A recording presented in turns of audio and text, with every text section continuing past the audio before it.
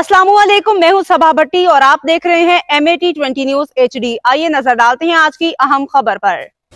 खबर शामिल करते हैं। मीरपुर आज़ाद कश्मीर के नवाही इलाके खालिकाबाद से ब्यूरो चीफ खालिद हुसैन मुगल की रिपोर्ट के मुताबिक कल मौका 2 फरवरी 2025 अंजुमन आशरान खालिकाबाद का इलेक्शन हो रहा है। इस कमेटी की बुनियाद भी खालिद हुसैन मुगल की ज़ाती कोशिश से रखी गई। कल अकेले 8 उठे थे और इस राह पे और आज अल्लाह ताला का शुक्र है कि 250 ताजरों का काफिला जमा हो गया और अब इलेक्शन के लिए 3 आदमी सामने आ गए हैं।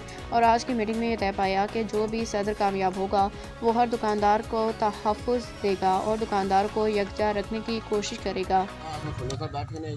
कोई ऐसा बंदा जो और कोई राय देना चाहे जिसमें जाने कोई सवाल कोई बंदा